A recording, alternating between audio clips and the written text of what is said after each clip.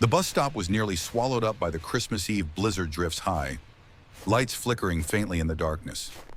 On a frozen bench sat two 7-year-old twin girls, their dresses torn, their faces pale, their small bodies trembling as they clutched a tattered teddy bear. No one stopped. No one asked, until a pair of boots crunched on the ice, and a German shepherd pressed its muzzle into the children's hands. Behind him sat Nathan Cole, a former Marine who had grown accustomed to loneliness.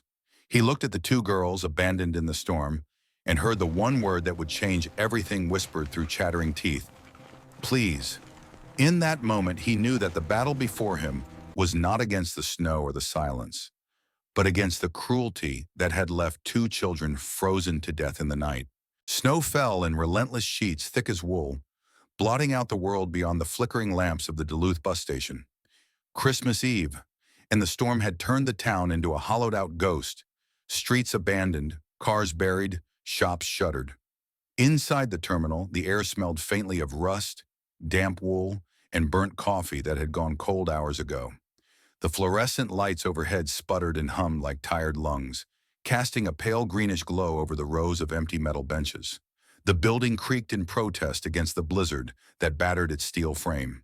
Windows rattled in their sockets, leaking icy drafts.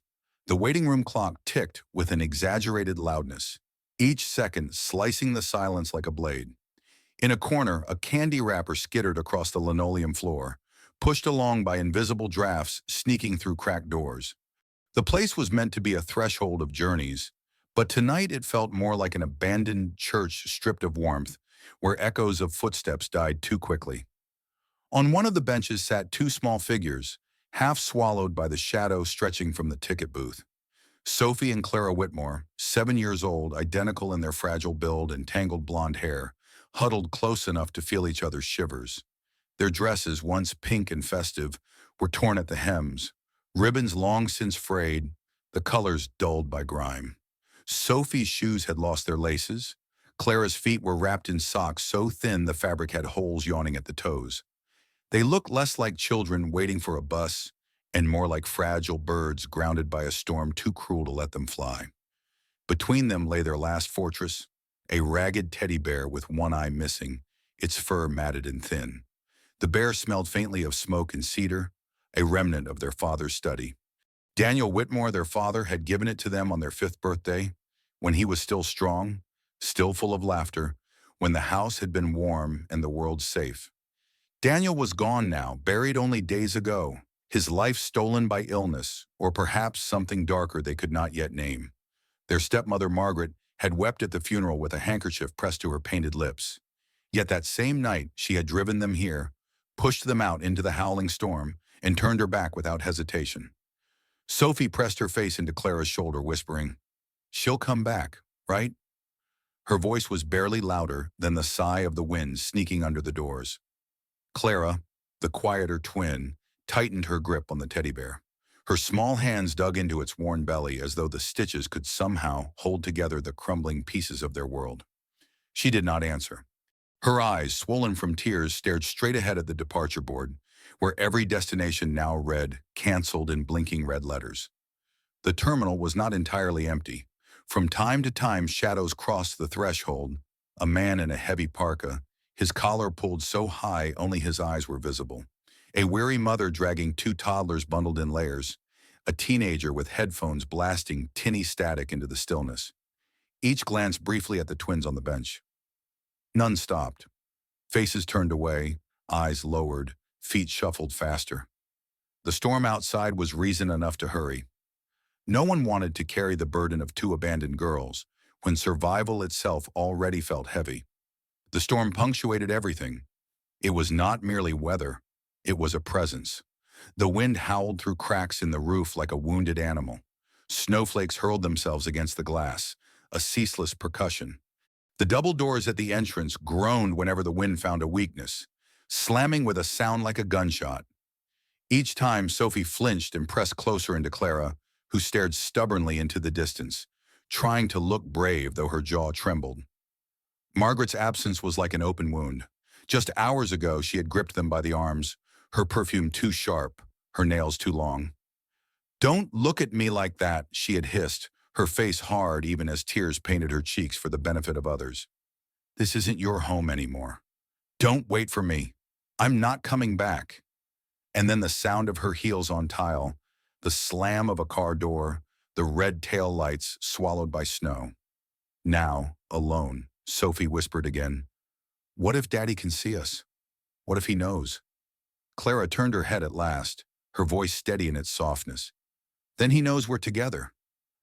That's enough. The fluorescent bulbs buzzed and dimmed, throwing the station into momentary shadow before sputtering back. Sophie thought she saw movement, a tall figure in the far corner, but it was only the janitor's mop propped against a wall, forgotten. Every noise in the place felt amplified. The whistle of wind through the vents, the click of the radiator that barely worked, the distant horn of a truck struggling through the storm outside. Time stretched painfully. Minutes bled into one another. The twins' teeth chattered in rhythm, and their thin shoulders shook uncontrollably.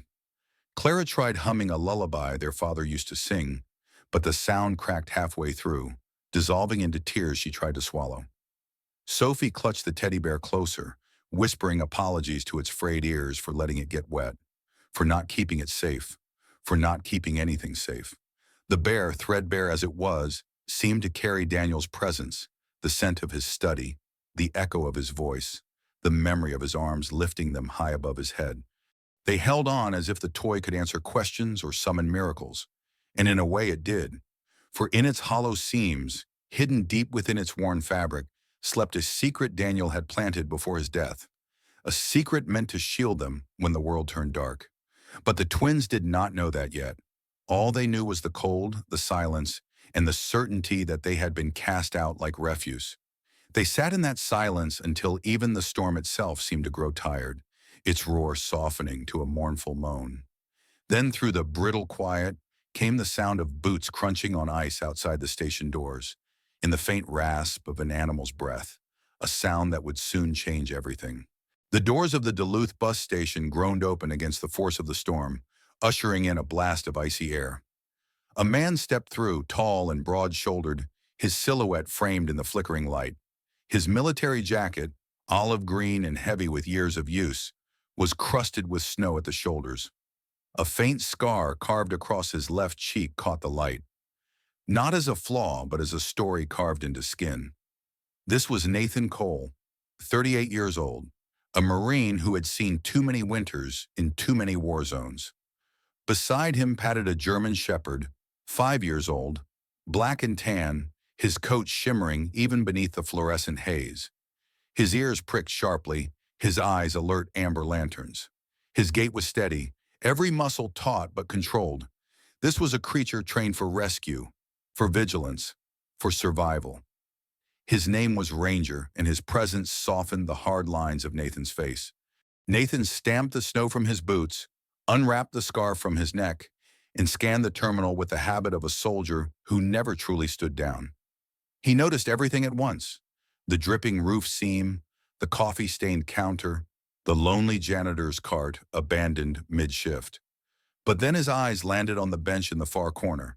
2 children, too small, too thin, pressed together like sparrows against the cold. He stopped in place. For a moment, the howl of the wind outside felt like an echo of something older, the rush of helicopters, the cries of civilians in a war-torn village far away. He shook the thought aside, but Ranger did not wait. The dog trotted across the floor, claws clicking against the tile, nose lifted, pulling Nathan forward. The twins stiffened as Ranger approached, but his tail wagged low, steady, a careful reassurance. He pressed his warm muzzle to Sophie's hands first, then Clara's, exhaling a soft huff that misted in the cold air. Sophie blinked at him, eyes wide, while Clara reached hesitantly to stroke the rough fur along his neck. Nathan crouched, his knees creaking, his voice low and steady, the kind used to calm men in the middle of firefights. "Hey there, what's this? What are you doing here alone?" Sophie's lips quivered. Clara clutched the teddy bear tighter, refusing to answer.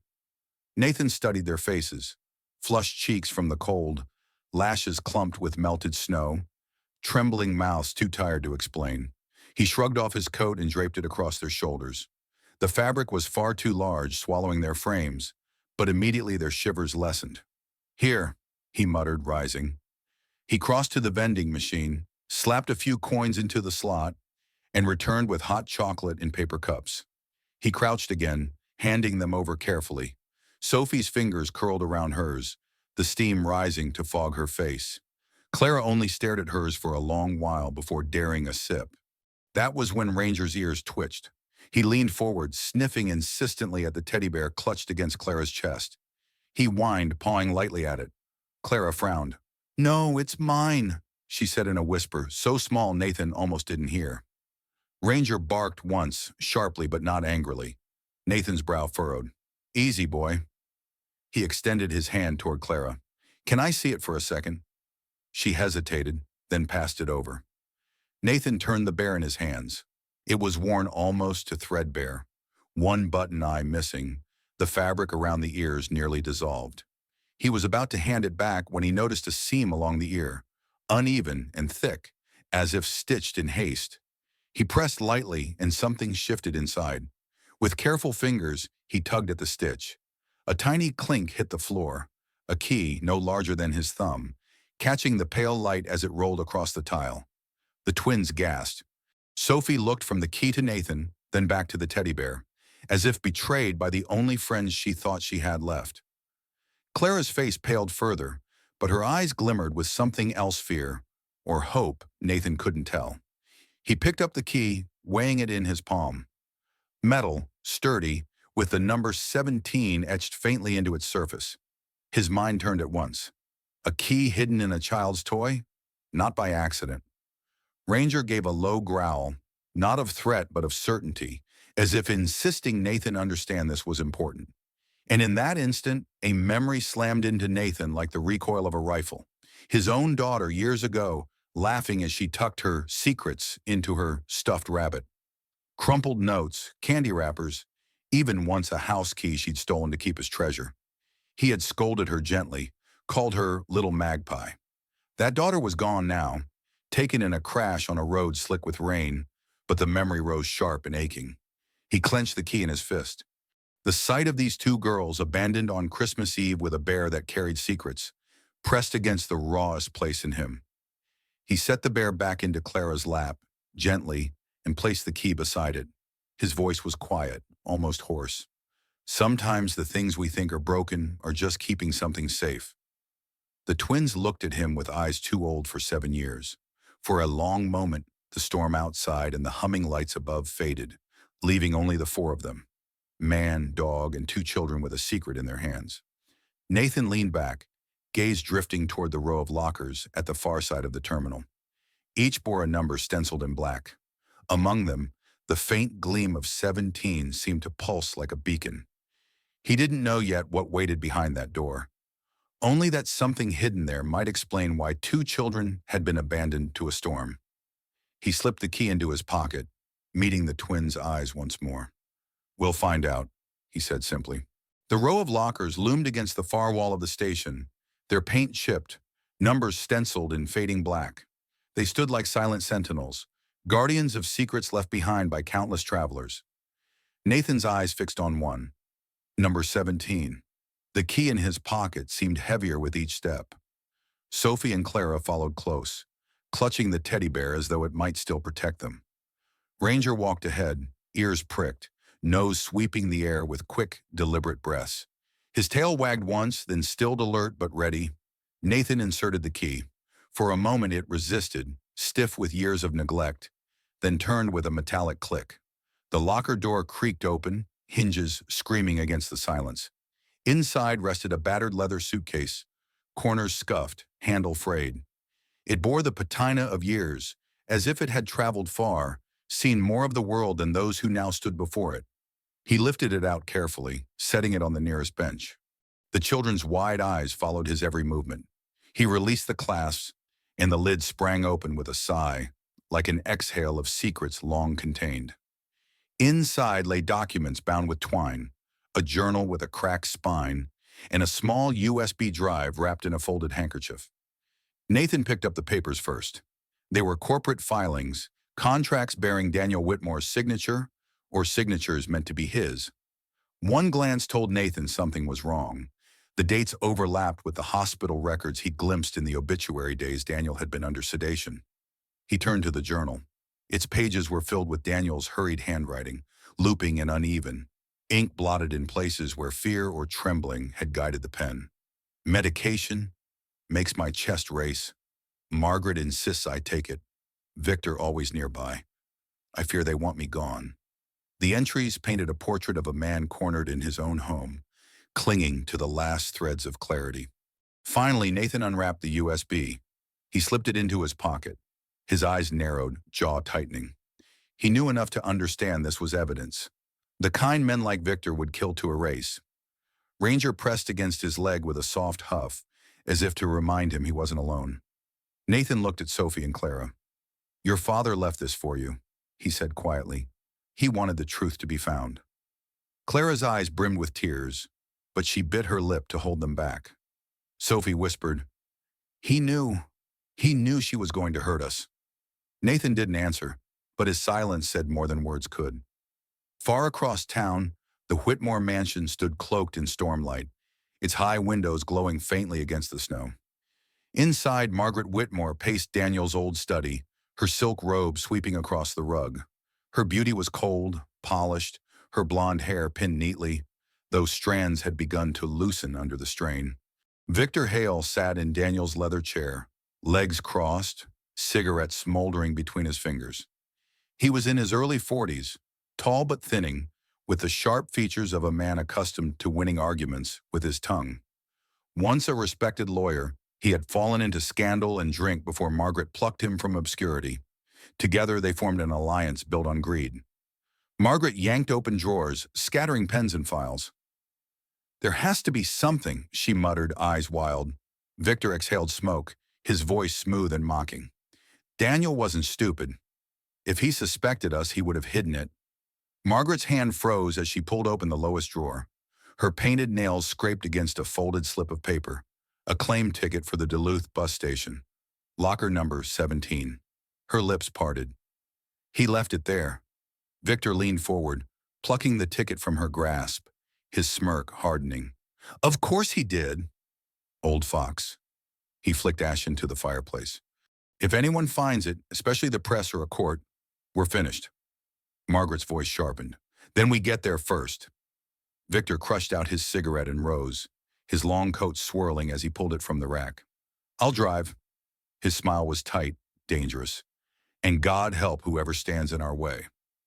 Back at the station, Nathan repacked the suitcase, binding it shut once more. The twins sat close together, exhaustion pulling at their small frames, but a fragile spark of hope lingered in their eyes. The storm outside wailed against the glass, but it no longer felt like the loudest thing in the room. The suitcase, heavy with truth, carried its own kind of storm, one that would soon break over all of them. Nathan tightened his grip on the handle, his decision already made.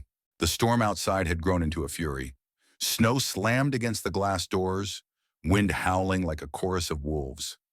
The bus station's fluorescent lights buzzed, dimming with each surge of power, as though the blizzard itself was trying to snuff them out. Nathan sat with the suitcase on his lap. Sophie and Clara pressed close beside him, Ranger lying across their feet like a living shield. He could feel the weight of the storm both outside and within, an inevitable clash drawing near. It came in the screech of tires on ice. Headlights flared through the frosted windows. A sleek, black sedan skidded to a stop just outside the entrance. The doors banged open. Margaret Whitmore stormed in, her fur coat whipping in the wind, eyes sharp as glass shards. Behind her followed Victor Hale, collar of his long overcoat turned high, lips curved in a predator's smile. The storm clung to them like accomplices, snow still spinning off their shoulders as if unwilling to leave. "Step away from those children," Margaret's voice sliced the air, brittle and commanding. "They're mine." "He's kidnapping them." Nathan rose slowly, his body shielding the twins. "Yours?" "I saw the way you left them to freeze." Victor chuckled, drawing a cigarette from a silver case.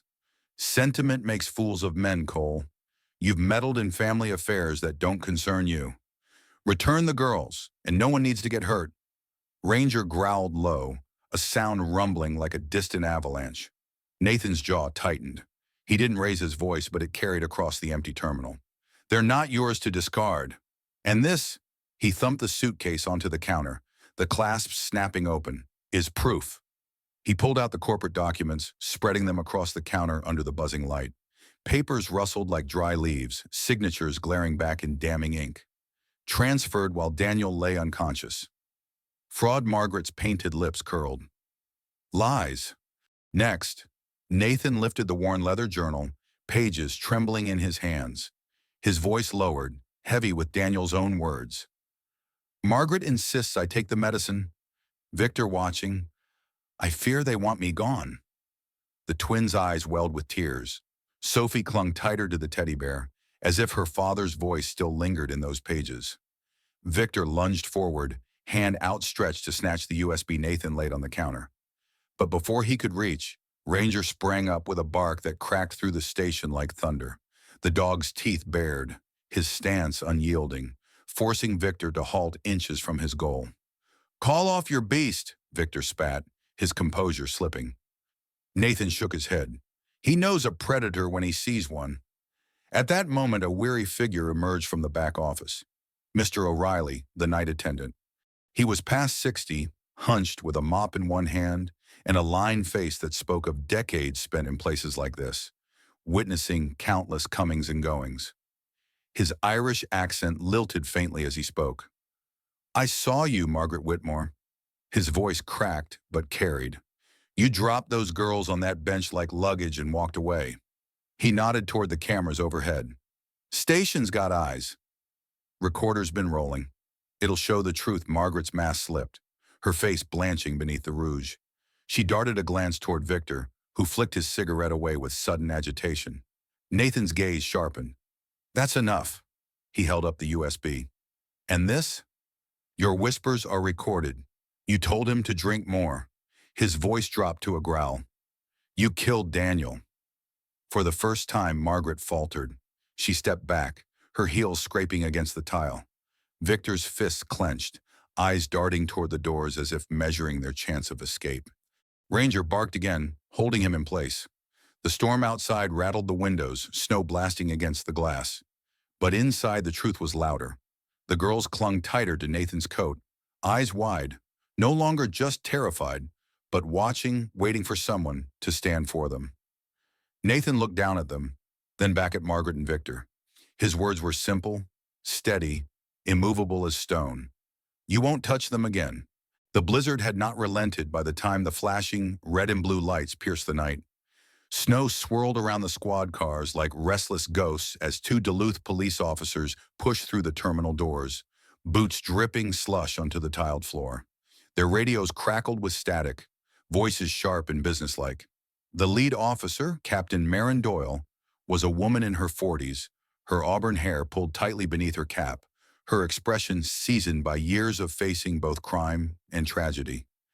She took in the scene at once, the frightened girls clutching their bear, the battered suitcase open on the counter, Margaret with fury etched across her face, and Victor standing rigid under Ranger's watchful glare. What's going on here? She demanded, voice carrying authority without shouting. Nathan straightened, his hand resting lightly on Sophie's shoulder. Evidence of fraud, poisoning, child abandonment. Everything's here. He gestured to the papers, journal, and USB. Doyle raised a brow. She snapped her fingers toward her partner, Officer Hernandez, a young man with a calm demeanor, olive skin, and a notebook always ready in his hands. Bag and tag it all. Get statements. Margaret's voice turned syrupy, her mask sliding back into place. Officer, this is a mistake. That man has abducted my stepdaughters. Save it, Doyle cut her off. Mr. O'Reilly? The old attendant stepped forward, his mop still in hand, trembling slightly. I saw her drop those little girls off, like she was leaving trash. Cameras will back me up. Doyle's jaw tightened. She turned to Margaret and Victor. You're both under arrest for suspicion of fraud, child endangerment, and conspiracy. The clink of handcuffs rang out, sharp as a gavel. Victor snarled, jerking once before the steel tightened around his wrists. Margaret's face crumpled, half rage, half desperation, as she was led toward the doors. Snow swallowed their protests as the wind howled them into silence. Hours later, the storm still raged, but inside the bus station, the world felt different. A Christmas tree had been dragged out from the lost and found closet, a crooked little pine with half its tinsel missing. Yet under the weak glow of its lights, the place no longer seemed desolate. Nathan sat with Sophie and Clara in a corner room near the station office, now warmed by space heaters. Ranger stretched across the doorway like a sentry, his chest rising and falling in slow rhythm. The children leaned close together, their small faces pale but softer now, exhaustion mixing with the fragile comfort of safety. Sophie broke the silence first, whispering into the folds of the teddy bear. "Is it over?" Nathan looked at them, his eyes shadowed by memories of a daughter who never had the chance to ask such questions. He forced a small smile. "It's beginning." On the wall above them, he had hung a wooden plaque he carved years ago during restless nights, never knowing why he kept it. The words were simple, hand-etched but steady. "North Star Room, every child deserves a way home." Clara traced the letters with her gaze. Her voice trembled. "You won't leave us here, will you?" Nathan leaned forward, resting a steady hand on her shoulder. "No, from tonight on, you found a home." The clock ticked toward midnight. The blizzard still battered the city, but in that small room, warmth spread from the glow of the tree, the flicker of the lights, and the bond forged in the storm. Ranger lifted his head, ears pricking, as if he too understood. His amber eyes glistened with reflections of the Christmas bulbs, and he laid his muzzle gently across the twins' feet. Nathan looked at them all, the girls, the dog, the battered bear, and felt something shift inside. The war he thought had ended long ago had only led him here, to this fight, this promise. And though the snow still raged beyond the windows, within the North Star Room, Christmas had finally found its light. Sometimes the greatest battles are not fought on distant fields, but in the quiet corners of our lives, where innocence needs protection and hope waits to be kindled. On that stormy Christmas night, two little girls were not abandoned after all. They were found. And maybe it was not just chance. Maybe it was the guiding hand of God, reminding us that no child should be left in the cold, and that love can still write miracles in the darkest hour. If you believe every child deserves a safe home, share your thoughts in the comments below. Has there ever been a moment when you witnessed a small miracle in your own life? Your voice matters here. Please like this video, follow along for more stories of hope, and subscribe to our channel so we can continue to bring you stories that heal and inspire.